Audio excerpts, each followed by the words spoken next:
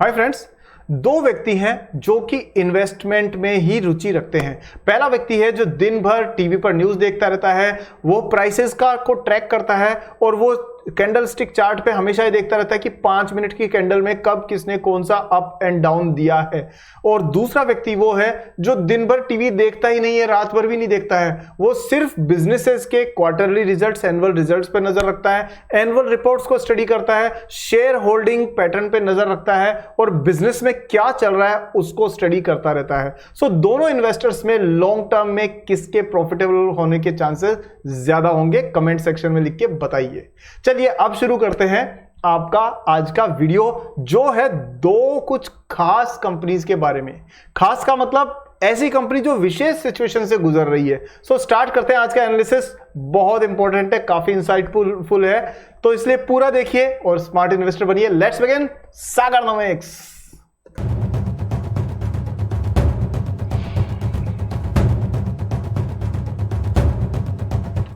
सो दोस्तों, वीडियो को आगे बढ़ करके एनालिसिस शुरू करते हैं, लेकिन सबसे पहले वीडियो को अभी से आप लाइक कर दीजिए। लाइक बटन नीचे है, क्योंकि बाद में आप भूल जाएंगे। बहुत से मित्र तो लिख करके बताते हैं सर हमने लाइक कर दिया, उनको बहुत बहुत प्रणाम, थैंक यू वेरी मच। और दूसरा, चैनल को सब्सक्राइब भी करिए और बेल आइकन ऑन कीजिए, क्योंकि नेक्स्ट वीडियो तभी तो मिलेगी आपको। चलिए अब हम बात करते हैं आज के पहले स्टॉक पे। लेकिन पहला स्टॉक शुरू करूं उससे पहले मैं आपको ये कहूं कि एक वो लाइन सुनिए अपने, वो सिकंदर ही दोस्तों कहलाता है, हरी बाजी को जीतना जिसे आता है। ये होते हुए हमने देखा है सुजलोन में, और ये होते हुए शायद हम देख सकते हैं स्पाइस जेट पे। तो आज हम बात करेंगे स्पाइस जेट की। सबसे पहले ये आपके सामने स्पाइस जेट का लेटेस्ट प्रेजेंटेशन है, और आप यहां पर देख सकते हैं कि ये इन्होंने खास तौर पे एक चार्ट बना के ये बताया है, ग्राफ बना के बताया है कि भाई साहब जब जब तकलीफ हुई है ये कंपनी ने बाउंस बैक किया है। देखिए 2015 में ये अजय सिंह जी ने एक्वायर किया था इसको, ठीक है। फिर स्टॉक प्राइस इसकी बढ़ी, फिर कंसिस्टेंट हो गई, फिर और तेजी से बड़ी कंपनी ने ग्रो किया। स्पाइस जेट का रिवाइवल पीरियड कहते हैं इसे। उसके बाद में बोइंग 737 का कोई क्राइसिस आई, कोई तकलीफ आई, तो स्टॉक प्राइस तेजी से गिरता गिरता गिरता बिल्कुल नीचे आ गया। उसके बाद में फिर से कंपनी ने बाउंस बैक किया और ये ऊपर वाले स्तर तक पहुंच गई। उसके बाद में कोविड-19 आ गया, सारे एयरपोर्ट्स बंद हो गए और सारी फ्लाइट्स कैंसिल हो गई और स्टॉक प्राइस कोलैप्स करके वापस से नीचे आ गया। उसके बाद में कोविड-19 के बाद में भी कंपनी ने बाउंस बैक किया और ये ऊपर की तरफ चढ़ता हुआ नजर आया। उसके बाद से फिर से इसकी प्रॉब्लम चली डेट वेट की, और उसकी वजह से प्राइस नीचे चली गई। इसके बाद में अभी लेटेस्ट इन्होंने 1060 करोड़ रुपीस सितंबर के बाद 23 के बाद में इन्होंने रेज किए, और कंपनी का स्टॉक प्राइस और उसका बिजनेस वापस से ग्रो करने लग गया।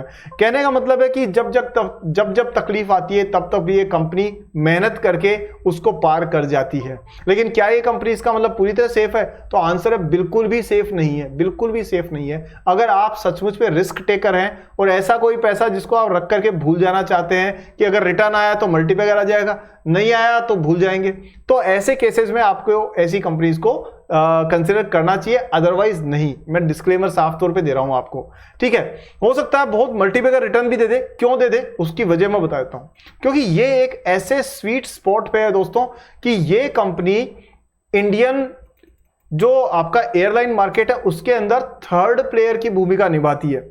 मतलब आप ये मान करके चलिए कि इसकी स्थिति वैसी ही है जैसे कि टेलीकॉम में वोडाफोन आइडिया की है। वो भी परेशानी के दौर से गुजर रही है, काफी प्रॉब्लम्स चल रही है, लेकिन कंपनी लगातार इक्विपमेंट खरीद रही है, ग्रो करने की कोशिश कर रही है। क्योंकि ड्यूओपोली गवर्नमेंट कभी नहीं चाहती कि किसी भी इंडस्ट्री में सिर्फ दो ही प्लेयर रहे, एक या दो ही प्लेयर। तो टेलीकॉम में जैसे जियो है, बहुत बड़ा महारथी है, उसके साथ में एयरटेल है, वो भी बहुत बड़ा महारथी है। तो अगर दोनों रहे तो इस पूरी इंडस्ट्री पे मनमानी करेंगे। इसलिए गवर्नमेंट चाहती है कि भाई साहब वोडाफोन आइडिया को इंजेक्शन देके या बीएसएनएल को इंजेक्शन दे करके तैयार करके लंबा तगड़ा करके इनके सामने खड़ा कर दो। Same way Indian airlines industry में भी आप देख रहे हैं कि जैसे इंडिगो है, बहुत बड़ा प्लेयर है, साथ में टाटा है, उसने एयर एशिया और जो एयर इंडिया, इन सबको मिलाकर के एक बहुत बड़ा ग्रुप उन्होंने एयरलाइंस में खड़ा कर लिया है। तो अगर ये दो ही कंपनीज रही तो गवर्नमेंट नहीं चाहती कि इन दोनों कंपनीज का बोलबाला रहे, इसलिए स्पाइस जेट के पास वो मौका है कि तीसरे प्लेयर के तौर पर ये ग्रो कर सके। और दोस्तों इंडियन एयरलाइन इंडस्ट्री में इतनी बड़ी अपॉर्चुनिटी है कि यहां पर 1000 प्लेन तो सारी कंपनीज ने मिलकर ऑर्डर कर दिए हैं अगले कुछ सालों के लिए, और 1000 प्लेन और ऑर्डर करते तो भी डिमांड हमेशा बनी रहने के चांस है, क्योंकि हम लोग पता है ना कितने 140 करोड़ से ज्यादा, और सबको ट्रेवल करना होता है कम टाइम में। So this is the business opportunity. अब बहुत सारे लोगों को मेरा ये एनालिसिस पसंद नहीं आता, वो कहते हैं सर ये प्राइस बता दो, खरीद लो, ये बेच लो। भाई साहब आपको बहुत बहुत धन्यवाद, आप जाइए उन सारे चैनल्स पे जहां पर गारंटियां बढ़ती रहती है और टारगेट और सपोर्ट प्राइस बताते रहते हैं। हाँ, लेकिन 2-4 मुझे भी बता दीजिएगा कि कितने सपोर्ट मीट किए, कितने टारगेट्स में आपने पैसे कमाए। हाँ चलिए कोई नहीं, वापस इधर ही आते हैं, आप मेरा मैसेज समझ गए होंगे। एनालिसिस लॉन्ग टर्म इन्वेस्टर के लिए बहुत इंपॉर्टेंट है। तो यहां पर हम बात कर रहे हैं स्पाइस जेट की। तो देखिए अभी कंपनी बहुत बुरी हालत में चल रही है, डेट की बहुत समस्या थी, लेकिन इन्होंने रिसेंटली पैसा रेज किया है, जिसकी वजह से इनका डेट काफी हद तक कम हुआ है। साथ में इन्होंने अपने स्टाफ की सैलरीज भी दे दी है। तो यहां देख सकते हैं कि इन्होंने 3000 करोड़ रुपए की QIP जो है वो करके इन्होंने पैसा रेज किया है, और उससे काफी टाइम से इनका जो सैलरी जो स्टाफ की अटकी हुई थी वो भी इन्होंने पे कर दी है विद PF वगैरह जो भी होता है इनका। ठीक है, अब बात यह है कि क्या ये कंपनी औरों के मुकाबले में टिकती है कहीं पर? तो देखिए ये इसका इंडस्ट्री कंपैरिजन है। सो यहां आप देख सकते हैं कि करीब 1.5 लाख करोड़ रुपए मार्केट कैप के साथ इंडिगो टॉप पर है। स्पाइस जेट सिर्फ 8000 करोड़ की मार्केट कैप के लगभग मौजूद है, 60 रुपए की प्राइस है इसकी। बाकी छोटी मोटी कंपनी जेट एयरवेज वगैरह को तो भूल जाइए आप, लेकिन इसमें क्योंकि एयर इंडिया लिस्टेड नहीं है, अगर वो होती तो हमें ये 3rd नंबर पे नजर आती। बट ओवरऑल अगर हम देखें तो क्वार्टरली सेल्स डाउन है, प्रॉफिट डाउन है, इंडस्ट्री का पी 23 है, इनका पी तो है ही नहीं, क्यों? जब प्रॉफिट होगा तभी तो अर्निंग वो पी बनेगा। ठीक है, सो ये ट्रबल्ड कंपनी है, इसमें कोई शंका नहीं है। लेकिन क्या आने वाले टाइम में इसमें एक अपॉर्चुनिटी बन सकती है? तो बिल्कुल बन सकती है। क्यों? क्योंकि ये कब से है, ये 2013 से भी पहले से ही कंपनी कंसिस्टेंटली बिजनेस में है, और मुझे उम्मीद है कि आप में से बहुत सारे लोगों ने कभी ना कभी स्पाइस जेट से ट्रेवल जरूर किया होगा। सो ये लो कॉस्ट एयरलाइन के तौर पर एक अच्छा प्लेयर मौजूद है। अब बात करते हैं इसके टेक्निकल्स की। तो टेक्निकली अगर आप देखें इसको, तो यहां इसमें ना एक ये पैटर्न बन रहा है जिसको आप कहते हैं glass cup and handle pattern. ठीक है, सो ये आपका कप हो गया और उसके बाद में ये हैंडल हो गया, और हैंडल जाके कंप्लीट होता है आपका इस प्राइस पर। जो प्राइस कितनी है वो है आपकी 70 रुपीज। तो 70 रुपीज के ऊपर अगर ये क्लोज होकर के कंटिन्यूसली बंद होती है, यानी 70 से ऊपर इसका स्टॉक प्राइस कुछ समय के लिए रह जाता है, तो दोस्तों उसके बाद में ये हो सकता है आपको 100 तक के लेवल भी आसानी से दिखा दे। दूसरी बात, ट्रेडिंग वॉल्यूम वेरी हाई है, और जो RSI है वो भी इसका पॉजिटिव डायरेक्शन शो कर रही है। तो इसका मतलब कहीं ना कहीं कंपनी में एक मोमेंटम तो है। अब इस मोमेंटम को अगर कंटिन्यूस रहता है तो ये प्राइस हो सकता है कि ये सुज़लोन एनर्जी वाले रास्ते पर चल पड़े। ये एक इसका एक अंदाजा है, लेकिन कोई गारंटी नहीं है। हो सकता है कि ये कंपनी बंद भी हो जाए, इसके बहुत बुरे दिन भी आ जाएं, लेकिन अगर ये डेट की प्रॉब्लम सॉल्व करती है और इनोवेशन करती है तो ये कंपनी आगे काफी ग्रो करने के स्कोप में के लिए तैयार है। सेकेंड कंपनी के बारे में बात करते हैं दोस्तों, और वो है आपके स्क्रीन पर यहां टाटा टेक्नोलॉजीज लिमिटेड। अब देखिए इस कंपनी में भी कोई कमी नहीं है, लेकिन इसको भी जबरदस्ती डाउन करके रखा हुआ है बेवजह, सिर्फ नेगेटिव सेंटीमेंट के चलते। ये देखिए ये कंपनी करीब करीब इसकी प्राइस चल रही थी 1300 रुपए के आसपास में दिसंबर 23 में, और अब इसकी प्राइस करीब करीब 1000 रुपए के, यानी 300 रुपए की गिरावट इसके अंदर आ चुकी है। 40,900 करोड़ रुपए की मार्केट कैप वाली कंपनी है, और सबसे बड़ी बात यह कि ROE ROC दोनों ही बहुत बढ़िया है। स्टॉक का पी थोड़ा सा एक्सपेंसिव है अभी भी, और अगर पैग रेशियो के हिसाब से देखें तो भी इतना गिरने के बाद में भी पैग रेशियो प्राइस को ज्यादा बता रहा है, लेकिन फिर भी ये आप मान सकते हैं फेयरली वैल्यूड कंपनीज में से इसको कंसिडर किया जा सकता है। अब अगर हम इसके बिजनेस नंबर्स पे नजर डालें तो आप देख सकते हैं दोस्तों कि प्राइस टू अर्निंग ये रेशियो जो है वो कंटिन्यूअसली इसका गिरता हुआ जा रहा है, लेकिन क्या कंपनी का बिजनेस भी गिर रहा है? तो वो भी देख लेते हैं। तो देखिए जी ये क्वार्टरली रिजल्ट्स है, और आप देख सकते हैं कि सेल्स जो है वो कंटिन्यूअसली बराबर बनी हुई है, यानी कि ये 1124 करोड़ रुपए की सेल्स थी, फिर बढ़ी, फिर 1269 करोड़ और अभी 1296, मतलब 1300 करोड़ के आसपास में है। ये मार्च 23 के बाद में 24 में थोड़ा सा उसके बाद में डाउन हुई थी, लेकिन अब वापस से सही रास्ते पे चल पड़ी है। प्रॉफिट इनका 231 करोड़ से बढ़कर के 236 करोड़ हो गया है। और अगर आप ईयर ऑन ईयर प्रॉफिट देखें तो यहां पर आपको देखेंगे 214 करोड़ रुपए से प्रॉफिट बढ़ के 236 करोड़ हो गया।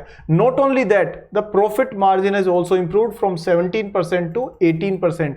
तो बिजनेस में तो ऐसी कोई समस्या इसमें नजर नहीं आ रही है, लेकिन इंडस्ट्री का स्लो डाउन है जिसकी वजह से कंपनी एक प्रेशर में नजर आ रही है।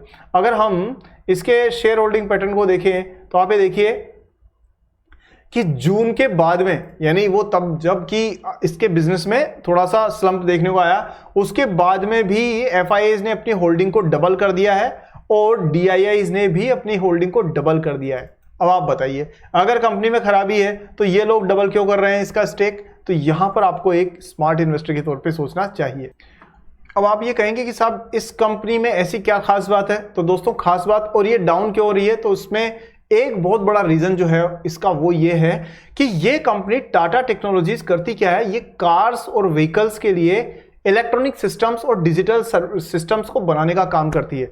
तो चाहे टाटा मोटर्स, तो क्योंकि इनकी खुद की कंपनी है, वो तो मेन इनका क्लाइंट है, तो उसके लिए चाहे ईवी से रिलेटेड जो भी डिजाइनिंग करनी है, सर्किट डिजाइनिंग हुई, टेक्नोलॉजीज बनाना, वो सारी डेवलप करना, या फिर दूसरी कंपनीज के लिए भी करना, डिजिटल ट्रांसफॉर्मेशन ऑफ व्हीकल्स, ये कंपनी करती है। तो आपने देखा है डाउन है Tata Motors because of JLR की सेल्स डाउन, क्योंकि टाटा मोटर्स की सेल जेएलआर से आती है करीब 60% के आसपास में, उससे भी ज्यादा।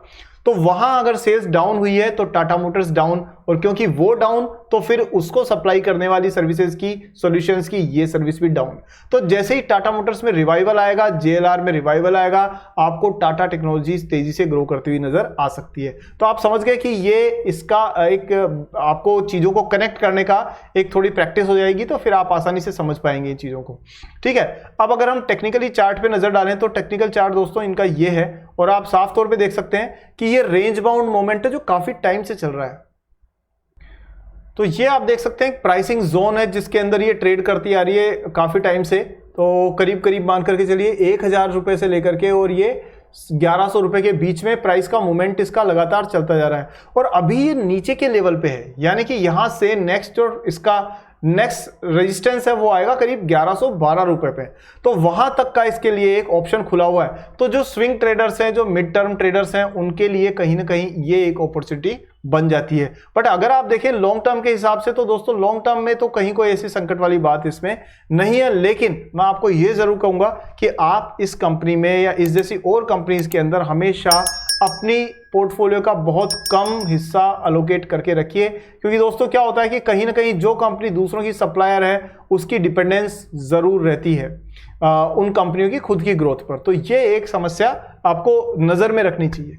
सो दोस्तों कैसा लगा एनालिसिस? मैं कम टाइम में बहुत कम चीजें कवर कर पाता हूं, I am really sorry for that. बहुत सारी चीजें छूट भी जाती है, गलतियां भी अगर होती है तो उसके लिए मैं क्षमा प्रार्थी हूं। और जब भी कभी आपको लगे कि कहीं कोई चीज में चेंजेस है तो दोस्तों मुझे कमेंट्स में भी बताइएगा, ताकि मैं अपना जो पिन कमेंट है ना उसमें उस चीज को मेंशन कर सकूं। साथ ही दोस्तों आप अगर रेगुलरली एनालिसिस चाहते हैं और मार्केट की वो इनसाइट्स चाहते हैं जो आमतौर पे टीवी वाले नहीं दिखा पाते, तो दोस्तों उसके लिए आपको हमारी मेंबरशिप जरूर ट्राई करनी चाहिए। नीचे ज्वाइन बटन है, वहां क्लिक कीजिए। एक चाय समोसे की कीमत में महीने भर तक आपको रिच एनालिसिस बेस्ड कंटेंट मिलता रहेगा, लेकिन रोज नहीं मिलेगा, ना ही प्राइस लेवल्स हम लोग ज्यादा डिस्कस करेंगे, लेकिन लॉन्ग टर्म इन्वेस्टर के लिए काफी यूजफुल कंटेंट मैं लाता रहता हूं। सो दोस्तों इसी के साथ आज का एनालिसिस कंप्लीट करते हैं। आपने इतना टाइम दिया उसके लिए बहुत बहुत धन्यवाद। वीडियो लाइक किया ना, लाइक करके मेरा उत्साह बढ़ाइए दोस्तों, मुझे और मेहनत करने की इच्छा करेगी फिर। और शेयर कीजिए सारे दोस्तों के साथ, व्हाट्सएप, टेलीग्राम, इंस्टाग्राम। मैंने देखा 42% मेरे मित्र जो है वो व्हाट्सएप पे शेयर करते हैं और साथ में मुझे कमेंट्स में बताते भी हैं। So thank you very much for that. तो आप भी सबको शेयर करिए ताकि अच्छा कंटेंट सब तक पहुंच सके। वीडियो को, चैनल को सब्सक्राइब कीजिए, बेल आइकन ऑन कीजिए। अगले वीडियो में जल्दी मिलता हूं, तब तक हैप्पी इन्वेस्टिंग। जय हिंद।